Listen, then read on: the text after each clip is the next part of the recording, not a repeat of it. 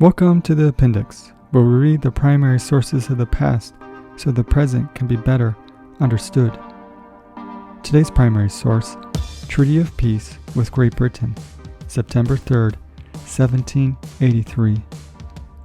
The surrender of Cornwallis at Yorktown, October 19th, 1781, brought an end to the British effort to subdue the American colonies. February 27th, 1782, a motion urging King George to end the war passed the House of Commons. A month later, Lord North resigned, and the Rockingham Ministry entered into negotiations for a definitive peace. Congress appointed John Adams, Benjamin Franklin, John Jay, Henry Lawrence, and Thomas Jefferson to conduct the negotiations. But Jefferson did not leave America,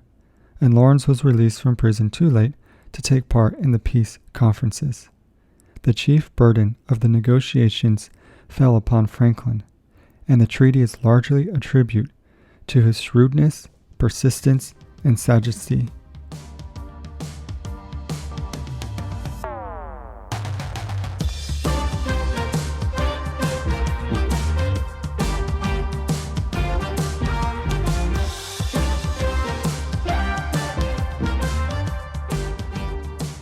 Article 1.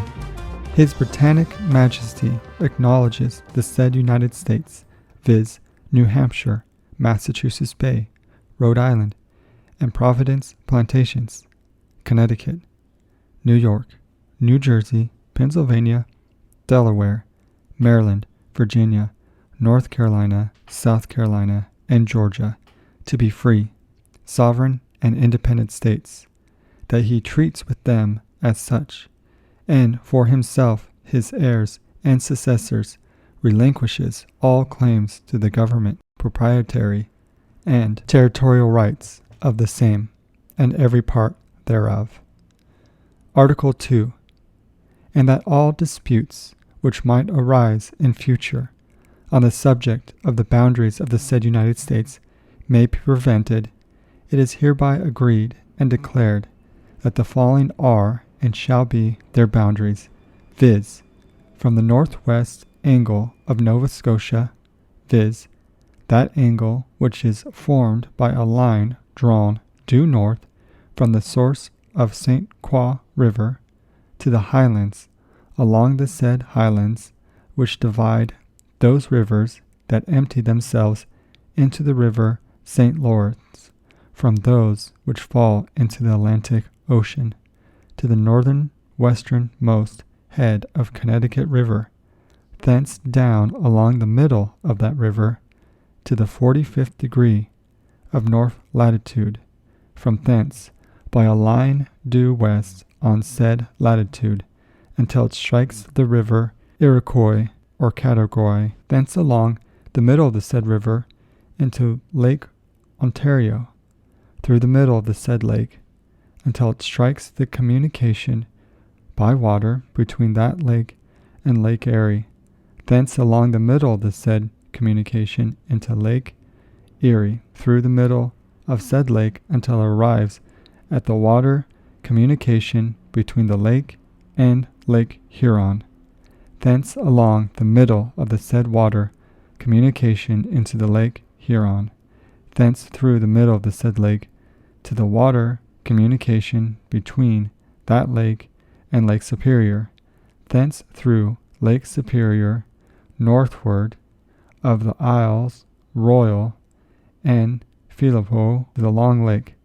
thence through the middle of the said Long Lake and the water communication between it and the Lake of the Woods, to the said Lake of the Woods, thence through the said lake of the most northwestern point thereof, and from thence on a due west course to the river Mississippi, thence by a line to be drawn along the middle of the said river Mississippi, until it shall intersect the northernmost part of the 31st degree of north latitude, south by a line to be drawn due east from the determination of the line last mentioned in the latitude of 31 degrees north of the equator to the middle of the river Appalachia, or Chattahoochee, thence along the middle thereof to its junction with the Flint River, thence straight to the head of St. Mary's River, and thence down along the middle of St. Mary's River to the Atlantic Ocean, east by a line to be drawn along the middle of the river St. Croix, from its mouth in the Bay of Fundy to its source, and from its source directly north to the aforesaid highlands which divide the rivers that fall into the Atlantic Ocean from those which fall into the river St. Lawrence, comprehending all islands within 20 leagues of any part of the shores of the United States, and lying between lines to be drawn due east from the points where the aforesaid boundaries between Nova Scotia on the one part and East Florida on the other shall respectively touch the Bay of Fundy and the Atlantic Ocean, excepting such islands as now are, or heretofore have been, within the limits of the said province of Nova Scotia. Article 3. It is agreed that the people of the United States shall continue to enjoy unmolested the right to take fish of every kind on the Grand Bank and on all the outer banks of Newfoundland, also in the Gulf of St. Lawrence, and at all other places in the sea where the inhabitants of both countries used at any time heretofore to fish, and also that the inhabitants of the United States shall have liberty to take fish of every kind on such part of the coasts of Newfoundland as British fishermen shall use, but not to dry or cure the same on that island, and also on the coast, bays, and creeks of all other of his Britannic Majesty's dominions in America, and that the American fishermen shall have liberty to dry and cure fish in any of the unsettled bays, harbors, and creeks of Nova Scotia, Magdalen Islands, or Labrador, so long as the same shall remain unsettled. But so soon as the same or either of them shall be settled, it shall not be lawful for the said fishermen to dry or cure fish at such settlements without a previous agreement for that purpose with the inhabitants, proprietors, or possessors of the ground. Article 4. It is agreed that the creditors on either side shall meet with no lawful impediment to the recovery of the full value in sterling money of all bona fide debts heretofore contracted. Article 5. It is agreed that the Congress shall earnestly recommend to its legislatures of the respective states to provide for the restitution of all estates, rights, and properties which have been confiscated belonging to real British subjects, and also of the estates, rights, and properties of persons resident in districts in the possessions of His Majesty's arms, and who have not borne arms against the said United States,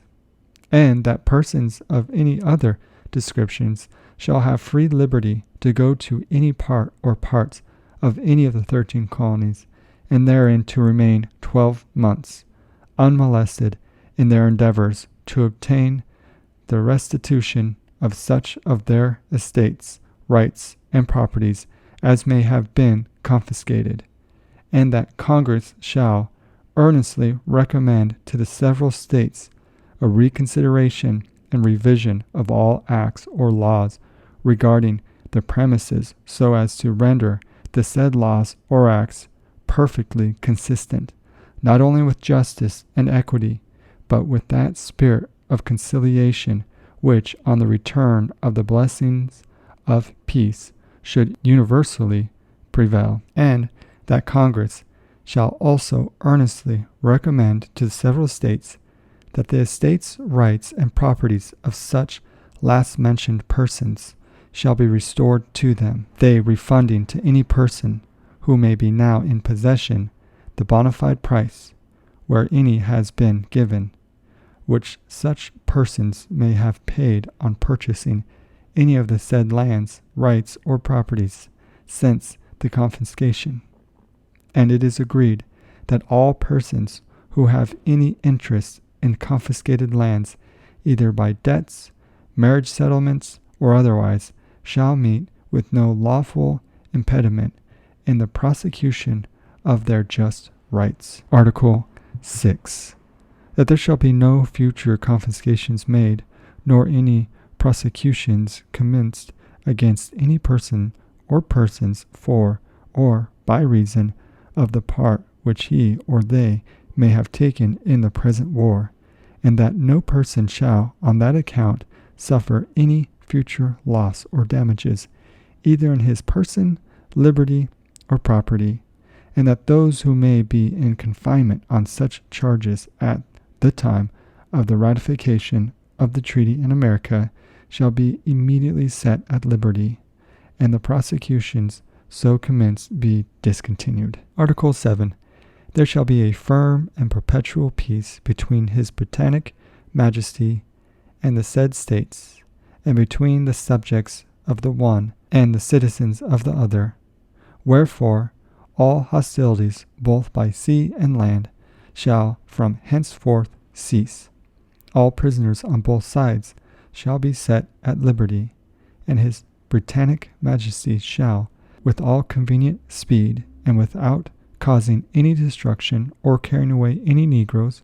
or other property of the American inhabitants, withdraw all his armies, garrisons, and fleets from the said United States,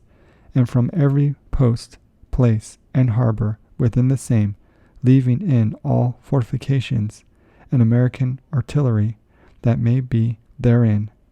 and shall also order and cause all archives, records, deeds, and papers belonging to any of the said states or their citizens, which in the course of the war may have fallen into the hands of his officers, to be forthwith restored and delivered to the proper states and persons to whom they belong. Article 8. The navigation of the river Mississippi from its source to the ocean shall remain